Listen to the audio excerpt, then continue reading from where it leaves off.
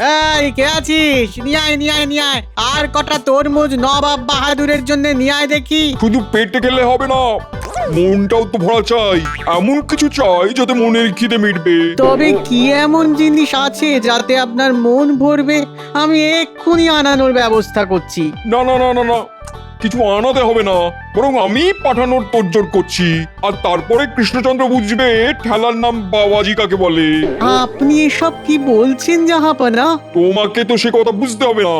এবার এমন প্যাচে ফেলবো না, ওই কৃষ্ণচন্দ্র আর ওর সাঙ্গ পাঙ্গদের চোখের জলে নাকের জলে করব। কদিন ধরেই ভাবছি, এই এলো আর এবার ঠিক এসে হাজির হলো। নবাব চিঠি পাঠিয়েছে। নবাব নিশ্চয় আমন্ত্রণ পত্র পাঠিয়েছেন আপনাকে।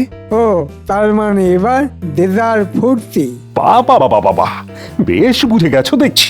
এ মা, সবাই বুঝে গেল, কিন্তু আমি তো কিছুই বুঝলাম না। মানে যাকে বলে ভোঁ আর ভাঁ।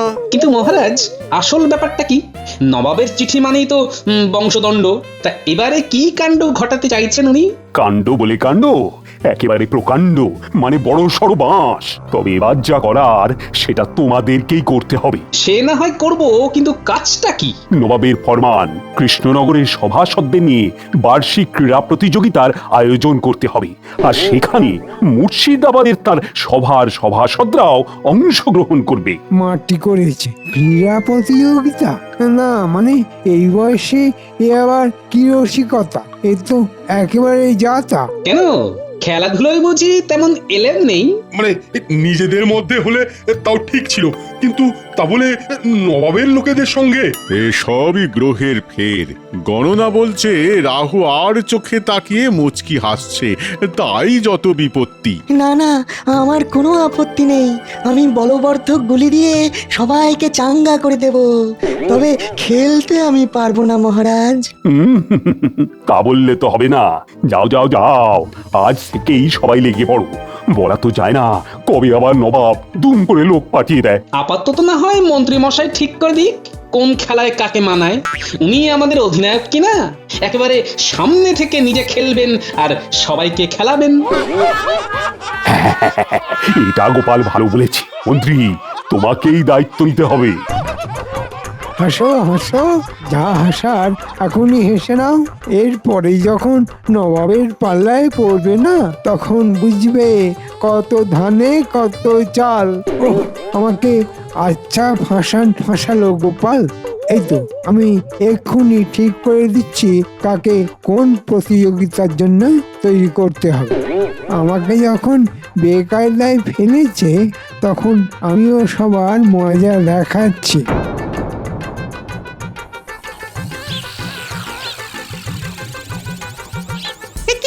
পণ্ডিত মশাই গেলেন কোথায়? এদিকে তো সব ফাঁকা। তবে কি আজ আমাদের পড়াশোনার ছুটি? ওহ, তবে তো দারুণ মজা। না না, দেখ পণ্ডিত মশাই হয়তো কাছে পিঠে কোথাও ওর পেতে আছে।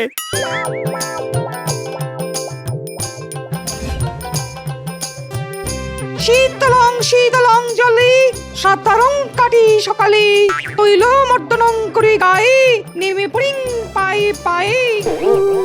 ওই তো পণ্ডিত মশাইয়ের গলা শুনতে পাচ্ছি। কি আমাদের না পড়িয়ে পণ্ডিত মশাই পুকুরে সাঁতার কাটছেন কেন? চল তো দেখি ব্যাপারটা কি। ও পণ্ডিত মশাই, ব্যাপার কি? আপনি জলে নামলে যে আমাদের পড়াশোনাও জলে চলে যাবে। হে ঠাকুর, আমাকে দেখো। ভক্তির চোটে যে একেবারে গগন অন্ধকার, আমাদের কোনো কথাই যেন কানে ঢুকছে না। মেলা ফ্যাস ফ্যাস না করে তাড়াতাড়ি বিদায় হও এখান থেকে। বলি, তোদের জন্য কি সাঁতারটা একবার ঝালিয়ে নেওয়া যাবে না? বলছিলাম কি, এত তোড়জোড় কিসের পণ্ডিত মশাই? মন্ত্রী মশাই বলে দিয়েছেন আমাকে সাঁতার প্রতিযোগিতায় নামতে হবে। তার জন্য ভালোভাবে মনোসংযোগ করতে হবে না। যা, পালা এখান থেকে। পণ্ডিত মশাই আবার কোন প্রতিযোগিতার কথা বলছেন? সে যাই হোক, চল চল, আজ আর পণ্ডিত মশাই পড়াবেন না।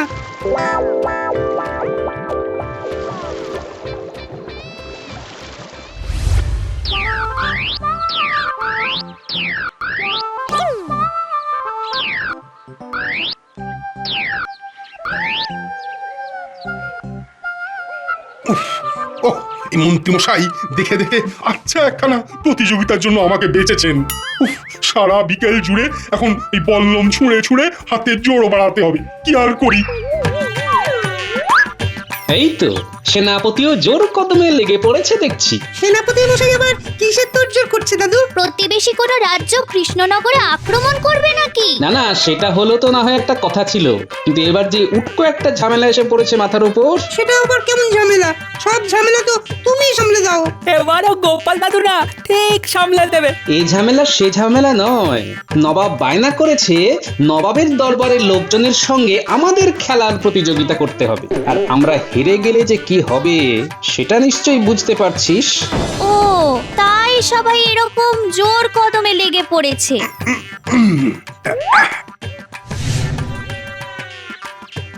দেখি দেখি কতদূর যায় এটা। আগেরটার থেকেও আরো আরো দূরে পাঠাতে হবে।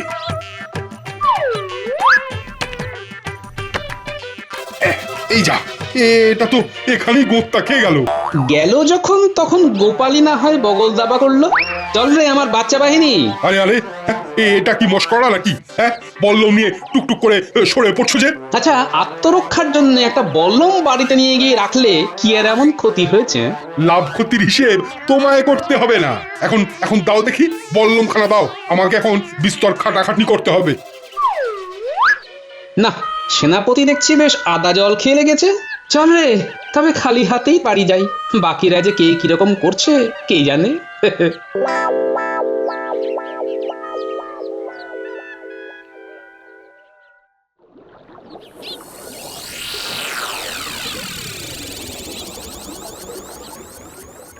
প্রতিযোগিতার জন্য কে কেমন তৈরি হচ্ছে সেটা আজ আমি আমার নিজের চোখেই দেখব। কিন্তু হ্যাঁ নিশ্চয়ই মহারাজ, আমি সবাইকে কেমন কৌশল শিখিয়েছি সেটা তো আপনারও দেখা দরকার। তবে তোমার উপর ভরসা করাও তো মুশকিল। তুমি তো হলে ফুটো নৌকোর মতন, কখন যে ডুবিয়ে দেবে কে জানে।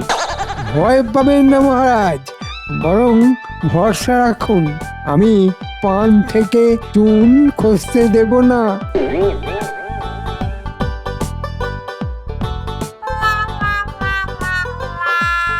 ওই তো রাজবৈদ্য আর বিজ্ঞানী কি জানি কি করছে একটা। আগে মহারাজ ওই পাঁচনের পাত্র মাথায় চাপিয়ে হেঁটে যাচ্ছে, এ মাথা থেকে ও মাথা। তা আমিও কি কম যাই নাকি?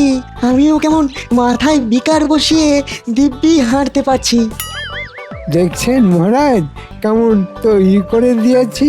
হ্যাঁ, সে তো না হয় করছে, কিন্তু জ্যোতিষ এরকম কাঁচুমাচু মুখ করে দাঁড়িয়ে কেন? ওকে বুঝি তেমন ভাবে তৈরি করনি? মোটেই না মহারাজ, ওকে আর কবিকে অঙ্ক দৌড়ে নামাবো বলেই বাছাই করা গোটা 10 অঙ্ক বানিয়ে দিয়েছি। অঙ্ক করবে আর ছুটবে, ছুটবে আর অঙ্ক করবে। সে তো না হয় হলো, কিন্তু এত কঠিন কঠিন অঙ্ক আমি পারবো কি করে? তা বললে তো হবে না। আমার হাতে যখন পড়েছো তখন ভালো মতো তৈরি না করে তো আমি ছাড়ছি না। এই তো দেখো কবি কেমন এক মনে অঙ্ক করে দৌড়ে চলে আসছে। হ্যাঁ হ্যাঁ, দাও দেখি কবি, অঙ্ক নির্ভুল হলে তবেই জয়ী হবে। তাই দেখি সেটা ঠিক করেছো কিনা। তাই বুঝি? তবে নয় তো কি।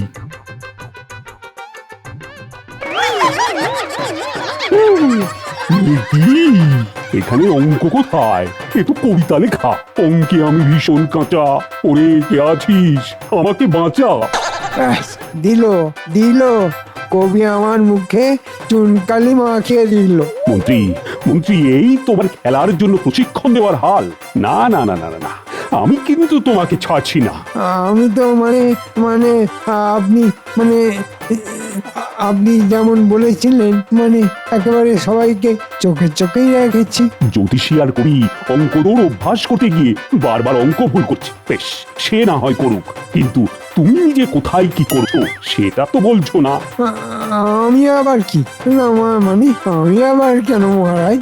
হয়তো সবাইকে শিখিয়েই দিয়েছি, তারপর ঘুরে ঘুরে দেখেছি, তারপর তুমি নিজের চরকায় তেল দেবে এবার। আর তোমার খেলা ঠিক করব আমি। সেটা আবার কি মহারাজ? তুমি তো উচ্চিঙ্গের মতো লম্ফঝম্প করতে ওস্তাদ, তাই তোমার খেলা উচ্চ লম্ফ। তোমাকে লাফিয়েই বাজিমাত করতে হবে। আমি তো চিৎপাত হয়ে যাব মহারাজ। নাও নাও নাও, শুরু করে দাও। তুমি নিজের অভ্যেসের জন্য কেমন কি করছো সেটাও আমার দেখা চাই। নাও এবার সবাই মন দিয়ে অভ্যেস করো। হয়ে গেল।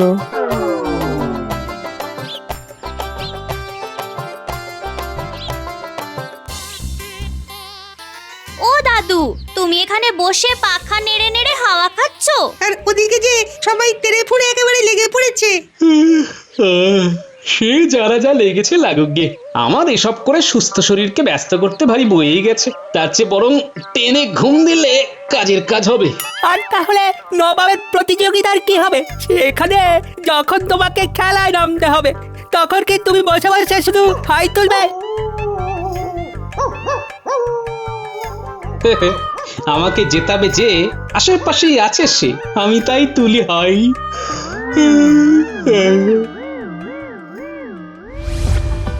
কই রে, আসছিস তো আমার বড়টা হটা? বারে, আপনি আমাদের যে কাজ দিয়েছেন সেটা না করে কি চলে যেতে পারি? আমরা চলে গেলে আপনাকে অভ্যাস করাবে কি? এই ঘটে বুদ্ধি আছে দেখছি।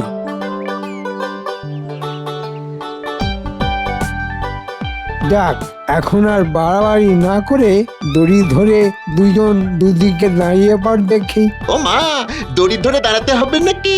আমরা তো ভাবলাম ওই দড়ি দিয়ে আপনার হাত দুটোকে আচ্ছা করে বাঁধতে হবে, আর তারপর সারা মাঠময় চরকির মতো পাক দেওয়াতে হবে। তবে হতো ছাড়া আমার কি কিনা দড়ি বেঁধে পাক খাবি? আমি কি চোর না বাটপার? আপনার কোনটা পছন্দ মন্ত্রী মশাই? আমাদের তো কোনোটাতেই আপত্তি নেই, আপনি যেটা বলবেন। আবার ফাজলামো হচ্ছে। যেমনটা বলেছি তেমনটা কর। তোরা দুজন দুদিকে দড়ি ধরে দাঁড়াবে, আর আমি এদিক থেকে দৌড়ে এসে তড়াক করে লাফ মেরে অন্যদিকে চলে যাব। কিরে, পারবো না? আপনার যা সজনে ডাঁটার মতো চেহারা, সেটা আপনি ভালোই পারবেন। এমনিতেই তো তিরিং বিরিং করে লাফাতে আপনি ভালোই পারেন। নে নে, এই আমি দৌড় শুরু করলাম। আর আর আর তারপর মারলাম এই লাফ। এই যা, এই রে, আপনি তো লাফাতে গিয়ে এখানেই ডিগবাজি খাচ্ছেন। ঘোড়ার গাড়ি ঝমাঝম, পা জড়িয়ে আলুর দম। ফুর্তি দেখো, এদিকে আমি উল্টে গেছি আর ওদের ফুর্তি যেন ধরে না। নে নে, আবার ধর, আবার একবার লাফ মারি। পড়েছি মহারাজের হাতে, লাফ মারতে হবে ওনার কথাতে। এই তো সবাই হাজির আছো দেখছি। তা কার প্রস্তুতি কেমন চলছে সেটা আবার বলো দেখি। প্রস্তুতি একেবারে তুঙ্গে মহারাজ। আপনি যখন যেখানে বলবেন সেখানেই শুরু হয়ে যাও। আর তারপরে যত্ন সহকারে আপনাকে ডোবাবো। তুমি কি কিছু বললে গোপাল? না না, আমি তো আপনার কপালের কথা বলছিলাম। মন্ত্রী মশাইয়ের উপর ভরসা করলে কপাল পুরো ফর্সা হয়ে যাবে একেবারে। কথায় কথায় ফোড়ন না কেটে তুমি নিজের চরকায় তেল দাও। তুমি যে কি হেঁটে ঘ করবে সে তো বোঝাই যাচ্ছে না। তুমি মাঠে অভ্যেস করো না বাড়িতে? আমার কাছে সব খবরই আছে। তবে তো আপনার এটাও জানা আছে যে ওস্তাদের মার শেষ রাতে খালি মুখে নং মারিদং জগৎ। আমরা এদিকে খেটে খেটে সারা, আর গোপাল কিনা বসে বসেই বাজিমাত করবে। সে তো অসম্ভব। গোপাল হারবে গোহারা, বাড়িতে বসে ভাজবে শুধু বড়া। এই না না না না গোপাল, এই সব কি শুনছি? তুমি আবার আমার মুখে চুনকালি মাখাবে না তো? আপনি কিচ্ছু চিন্তা করবেন না মহারাজ, আমি যথা সময়ে ঠিক কাজের কাজ করে দেব। কাজের কাজই যদি বলবেন, তবে সেদিক থেকে আমি একেবারে তৈরি মহারাজ। বল্লম ছোঁড়ায় আমার ধারে কাছে কেউ ঘেঁষতে পারবে না। বাহ বাহ বাহ বাহ বাহ। আর বাকিরা কে কেমন কি করছো? আমি তো সাঁতার কেটে এপারং ওপারং করছি মহারাজ। আমার সঙ্গে কেউ এঁটে উঠতে পারবে না। ভারসম্যের দৌড় আমি কিন্তু বেশ রপ্ত করেছি। তবে কোনো আবিষ্কারের কথা মনে পড়লেই মাথাটা দুলে উঠছে, তখনই যা তা হয়ে যাচ্ছে। তবে মাথা ঘোরানো বন্ধ করার একটা ভেষজ আমি খুঁজে পেয়েছি। মনে হচ্ছে ওই টোটকাতেই কাজ হয়ে যাবে। এটা ওটা টোটকা যা পারো সব জোগাড় করো, শুধু নবাবের কাছে আমার মাথাটা হেঁট করো না। তেমনটা হবে না মহারাজ, আমরা আপনার মুখ উজ্জ্বলই করব। শুধু গোপালকে নিয়েই যা ভয়, ও না ডোবায়। গোপালকে আমি শেষবারের মতো বলছি, নবাব নিজে আসবেন এই প্রতিযোগিতা দেখতে। তার সামনে তুমি যদি কোনো বিভাগে অংশগ্রহণ না করো তবে কিন্তু আমার মান সম্মান সব যাবে, এটা যেন খেয়াল থাকে। থাকবে মহারাজ, মনেও থাকবে আর আপনার মান সম্মানও থাকবে।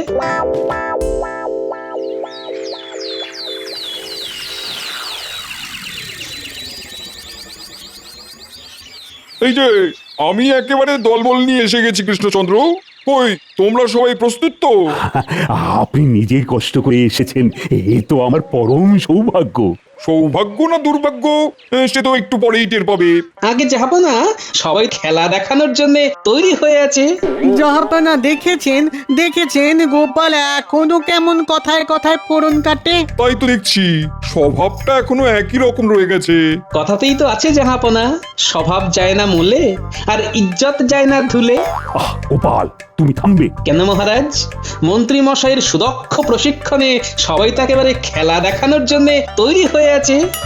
গোপাল মনে হচ্ছে ভরা হাটে আমার হাঁড়ি ফাটাবে বলে এত আওয়াজ দিচ্ছে। বেশ, তবে প্রতিযোগিতা শুরু হোক। চলো শুরু করো। প্রথমে তবে বল্লম ছোড়া হোক।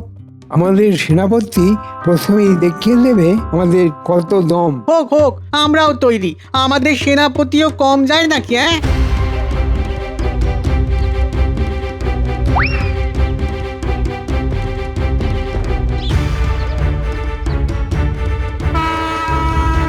এই ছুড়লাম হালকা করে। ওরে বাবা, এ তো যাচ্ছে দূরে, উড়ে উড়ে। ওরে বাবা, এবার তো আমার পালা, দেখি কতটা কি হয়। এই মরেছে, এটা গোত্তাকে আমাকে উড়িয়ে দিয়েছে। আচ্ছা খেল দিখায়া। নাও এবার কে আসবে? এবার তবে ভারসাম্যের খেলাটা দেখাও, বিজ্ঞানী আর বৈদ্য। সবাইকে ছেড়ে একেবারে আমাদের ধরলেন মহারাজ। মোটামুটি তৈরি আছি, দেখি এবার কতদূর কি করা যায়। এটা আবার কেমন খেলা? মনে হচ্ছে এই খেলাটায় নবাবের লোকজনকে টেক্কা দেওয়া যাবে। আরে ওরা তো খেলাটার নামই শোনেনি আগে। আগে যাবো না, ওই মাথায় কিছু চাপিয়ে সোজা হাঁটতে হবে, মাথা থেকে পড়ে গেলেই হেরে যাবে। বহুত খুব। কই আবার হালুই কর। ওই যে কাপড় কাছে যে সে কোথায়? এই তো জাহাপানা, এরা হাজির। এবার তবে শুরু করে দিন।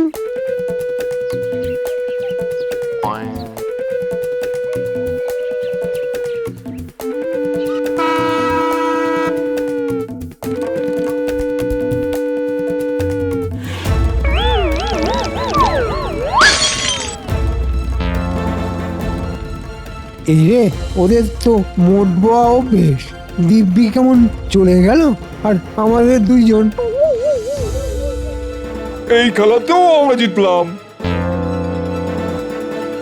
এবার তবে পণ্ডিত তুমি সাঁতার কেটে তোমার এলেমটা দেখাও। কি বলবো মহারাজ, আমার নাসিকা দিয়ে হুড় করে জলং পড়িতং। আমি এখানেই দাঁড়িয়ে থাকি বরং। বটে তোমার নাক কেন, এবার চোখ দিয়েও জল পড়বে। আমারও অঙ্ক খাতা হারিয়ে গেছে, দৌড়বো কি নিয়ে? এমন সময় হারালো খাতা, একদম যাতা। সবাই মিলে আমাকে ডোবানো। দাঁড়াও তোমাদের ব্যবস্থা আমি করছি। তবে এবার না হয় মন্ত্রী মশাই খেলা দেখান, উনিই বাঁচাতে পারেন আমাদের মান। এম্মা আমি না, আমি তো মানে মানে না মানে হলে কি আমি খেললে শেখাবে কে? শিখিয়েই তো এইরকম লেজে গোবরে করেছি, এবার আবার সরে পড়ার মতো। এবার আমি নবাবের কাছে মুখ দেখাই কি করে? কই আর কি কেউ আছে নাকি বুঝবো তোমাদের ক্ষমতা শেষ হয়ে গেছে? এবার গোপাল তুমি আমার শেষ ভরসা, কিছু একটা করে দেখাও, আমার মান বাঁচাও গোপাল। বেশ, তবে আমাকে তৈরি হতে একটু সময় দিন। আমি না হয় উজিরের সঙ্গে দৌড়বো, তাতে হারি হারবো, জিতবো। আমাকে দৌড়ে হারাবে ওই গোল আলু? হ্যাঁ, ও তো নিজের কবর নিজেই খুঁড়ে দিয়েছে।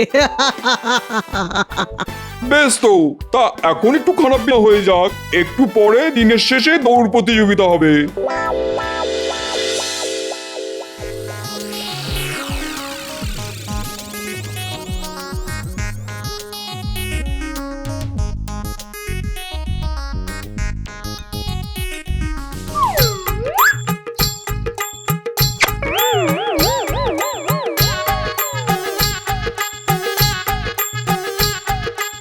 কই, এবার তাহলে দৌড় প্রতিযোগিতা শুরু হোক। হ্যাঁ হ্যাঁ, হোক না হোক, গোপালের ঢোল ফাটুকে বাড়ি।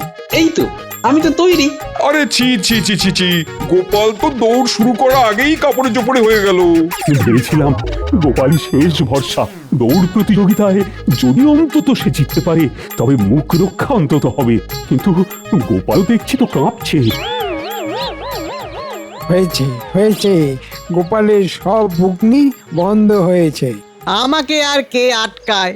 ভয়ে তো এখন থেকেই গোপালের মাথা ঘুরছে।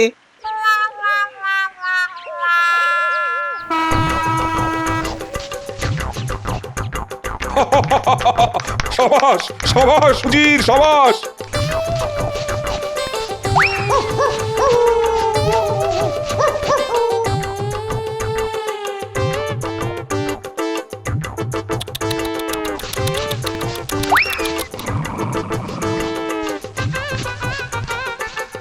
জিতেছে জিতেছে, গোপাল জিতেছে। ও হো হো, শেষ খেলায় উজিরকে হারিয়ে গোপাল বাজিমাত করেছে। এটা কেমন ব্যাপার হলো? না না না না না না না, এটা তো ঠিক হজম করতে পারছি না। এই চলো চলো, এখানে আর এক মুহূর্ত থাকবো না, চলো। এই রে, গোপাল তো ঠিক জিতে গেল, আর নবাবও পালালো।